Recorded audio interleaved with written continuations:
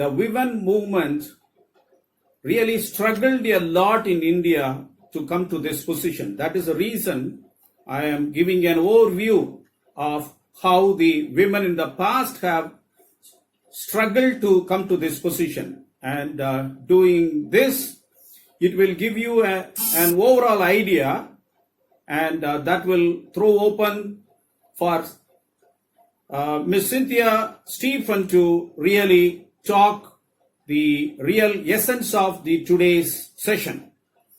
And for the purpose of the people who have difficulty in understanding my English, I have given the Hindi titles. So that is why I have opted for the file sharing. Thereby you can simultaneously read what I am going to talk in Hindi.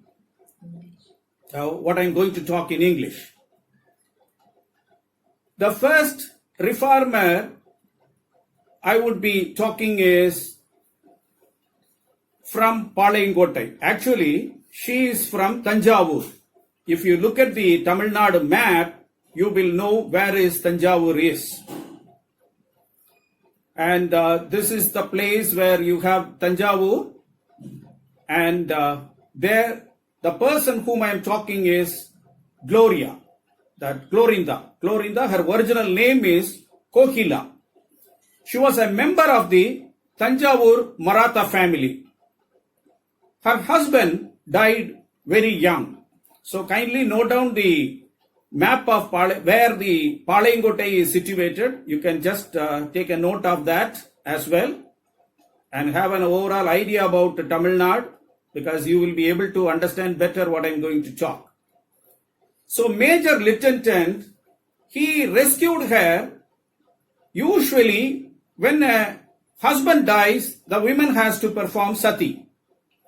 So she was a young woman, and Major Lieutenant rescued her from performing this sati. And Major Lieutenant took her to the father of Kokila. The father refused to accept her. Then he took to the Maratha king of Tanjavur. He also told that they cannot accept her, and you keep the lady whom you have rescued from sati. At that point of time, widow's marriage also not an acceptable one. So Lieutenant moved to Palayangottai to start living with her. And Kokila wanted to become a Christian. But Reverend Swartz, he refused to baptize her, citing that she is in a living in relationship with Lieutenant. She was undergoing great amount of humiliation. She was baptized only after Lieutenant's death. With a little money, and after the death of Lieutenant, he left some little money for Glorinda, and with that little money, she started the first Protestant church in Palayangottai. She set a model by admitting the people of all castes into that church, which is little revolutionary. Because that is the time the Madurai mission has come. There were churches exclusively for the Brahmins and upper caste. There were churches for the lower caste. But she set a model by admitting people of all castes into her church. This church was dedicated in the order of Lutherans. This church later became the primary link between the Lutherans and the Anglican mission. Prior to that, there was no such link. And Glorinda, at that point of time, there was some displeasure among the Roman Catholics and the Protestants, because Protestants were later came into India. But Glorinda initiated the dialogue between the Roman Catholics and the Protestant to resolve the misunderstanding between them. And not only that, she started the first school in Palayangottai and in Therivilai. Later, Palayangottai developed into a center of learning and took the name Oxford of South India. Even now, many people living in Mumbai, particularly Tamil people, for education they go to Tirunelveli and learn. All because one lady, she started the first school in Palayangottai. She took care of the underprivileged people, the downtrodden people, the destitutes, the widows, orphans in the sense Eurasians. In those days, the Europeans would come, have a mistress, and they will have babies and they will leave. So she was taking care of such people and they gave necessary support, aid, and education. And the next person whom I am talking is, you all know, she is Mrs. Phule. And she is a Marathi poet and is regarded the first Indian female teacher of India and the mother of feminism. She started the first Indian girls' school in Pune in 1848. She worked to abolish the discrimination and the unfair treatment given based on caste and gender, particularly gender.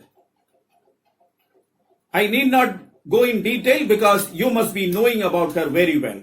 And next is Pandit Ramabai Sarasvati. She is a feminist, female feminist, and the social reformer. And she is a pioneer in education and the emancipation of women in India.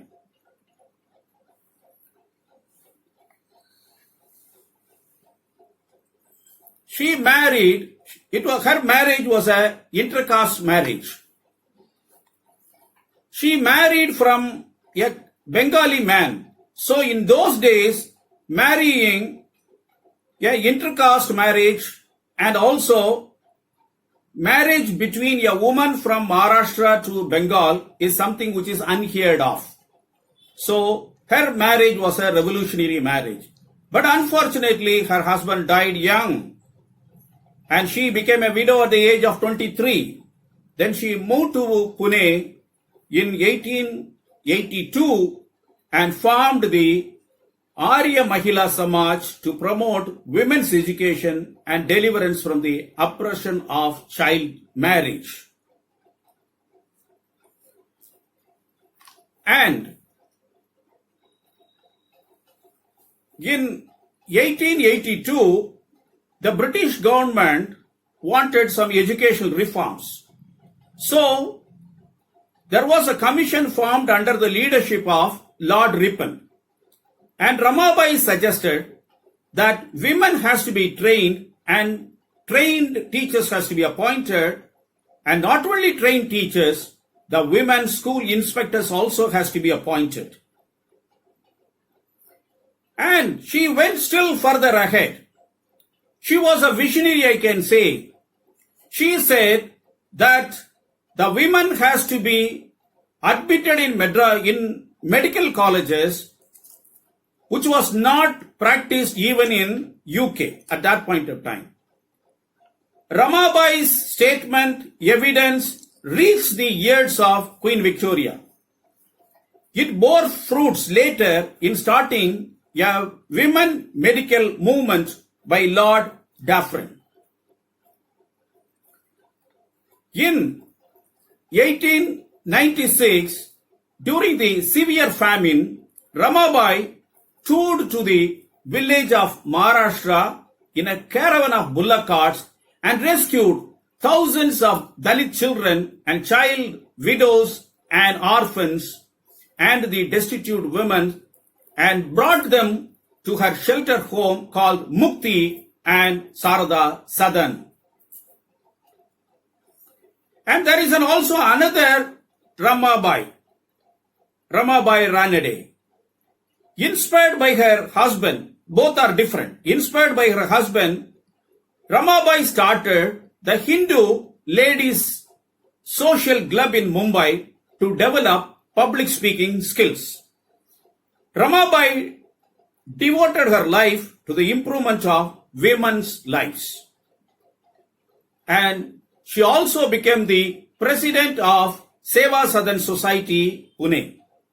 Ramabai, with her husband, that is Justice Mahadev Govind Ranade, and her colleagues, she started a first girls' high school in Pune, and you must have heard about the school as well. And the next person whom I am going to talk is very, very important, so please pay little more attention. Donavur is a place situated 30 miles from the southern tip of India. Carmichael's fellowship transformed Donavur into a sanctuary for 1,000 children who were rescued from the temples. Carmichael's ministry of rescuing temple children started with a girl named Preena. And Preena was forced to become a temple servant against her wishes. Preena managed to escape and took shelter with Carmichael. Carmichael accommodated her, and there was a great resistance or protest from the temple authorities, and they said the girl has to be returned to continue her sexual assignment. But Carmichael stood firm. And there were ever so many occasions like this. There were a lot of people rescued. Sometimes Carmichael had to seek the help of the police. Sometimes she may have to pay some money to the temple authorities to rescue such people, to free such people.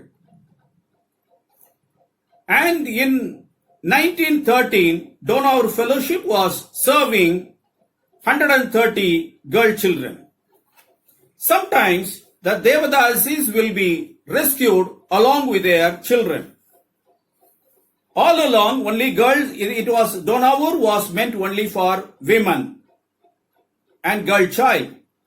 So since the Devadasis were coming with their sons as well, in 1918, Carmichael added a hostel for the young boys, many born to the former temple prostitutes.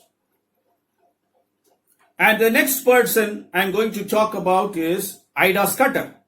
Ida Scudder was born in India, South India, and she is the first woman who understood the plight of the Indian woman regard to the medicine or in the medical field. Her fight against the bubonic plague, cholera and leprosy is something to be noted. In 1918, she started one of the India's foremost teaching hospital, the Christian Medical Hospital, Vellore in Tamil Nadu. Ida Scudder never wanted to become a doctor, but during her stay in India after she has returned from UK or US, she had a life-changing experience on one night when she witnessed the death of 3 women during their childbirth. Though her father was a doctor, she was unable to help the pregnant women during their trauma because the women will not get treated from a male doctor. The customs will not really make them come forward to seek the help of a male doctor during pregnancy. And there was no female gynecologist available at that point of time, or not even general physicians were not available who are women. And all these 3 women could not be treated. As a result, they all died. And this really had an impact in the life of Sophia Scudder. Ida Scudder, she decided that she will become a female physician to help the women of India. She went to US, joined Cornell Medical College, New York in 1899 and became one among the first medical student in that college.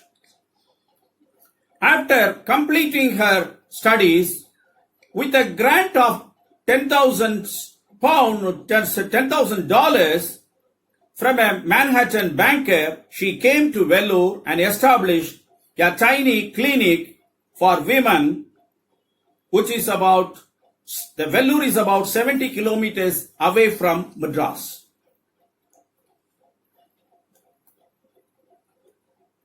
And in 1902, she built a 40-bedded Mary Tabor Shull Memory Hospital with a donation he received from Mr. Shull in memory of his wife.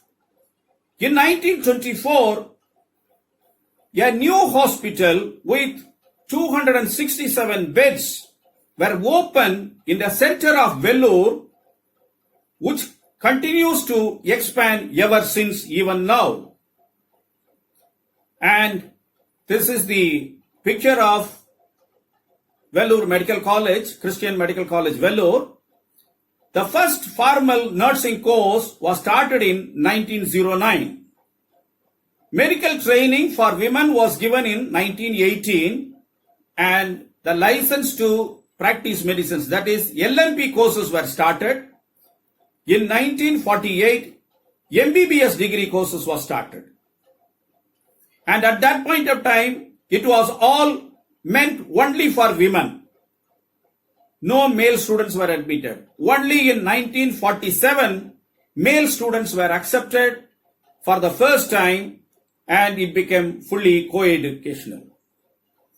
Then the next person whom I am talking is Sarala Devi Chandurani. She founded the first women organization in India, the Bharat Stri Mahamandal in Allahabad in 1910. One of the primary goals of the organization was to promote female education. The next is, you all must be knowing, Sarojini Naidu. She also gave lot of support to women education, but she is the torchbearer to claim the political space in Indian scenario. She organized and led a powerful agitation in England on behalf of the women of India. And then next is Begum Rookia. She held education to be the central precondition for women education. She is said to have gone from door to door, persuading the parents to send their girls to school in Nisha.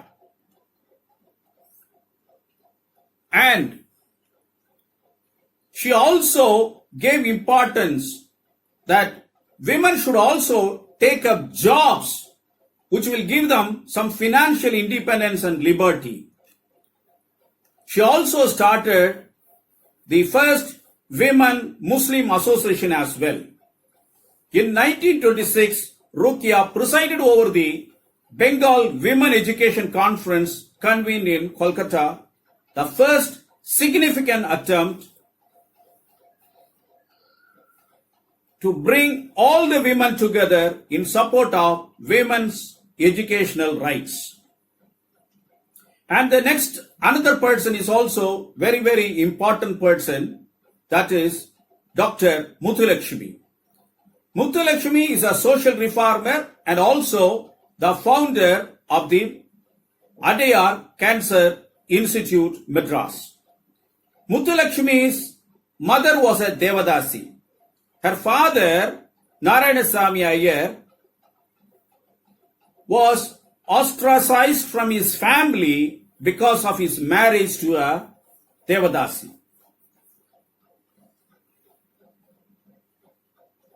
So, she developed a lot of closeness to her mother's family. As a result, she could understand the plight of Devadasis more better. And Muthulakshmi Reddy, when she passed matriculation exam, she applied for admission in Maharaja's College. But her application was not welcomed by the principal and also by the parents of other students. Because it is not only the gender issue, but her background also was an issue. So the principal was not in favor. But at the same time, the Maharaja of Pudukottai was an enlightened person. So he gave admission in his college and also gave her a scholarship. And after doing that, she entered into Madras Medical College and completed her studies in 1912 and became the house surgeon in the government hospital for women and children in Chennai. And during her time in the medical college, she developed close affiliation with Dr. Annie Besant and Sarojini Naidu. And they have influenced her a lot, and she decided that she will go to England and pursue her higher education as well. And here you have to understand, when she became the actual doctor in Chennai, she did lot of things.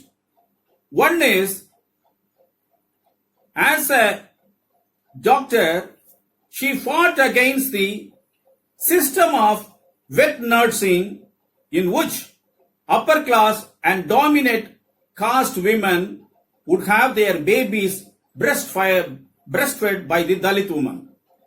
Here I need to give an emphasis that when the mother is unable to give milk to the baby, they will go for cow milk.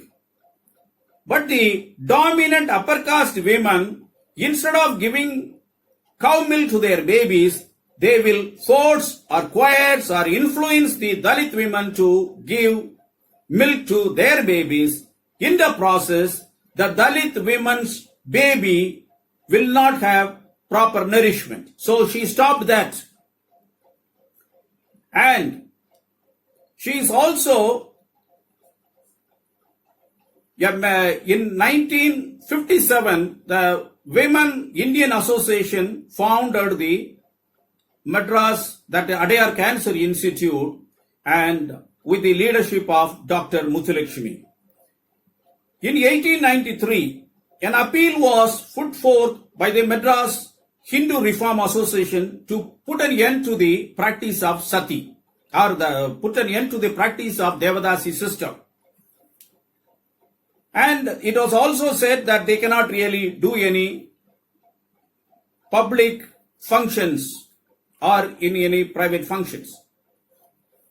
In 1913, a bill was proposed to prevent the dedication of young girls to the temple under the age of 16.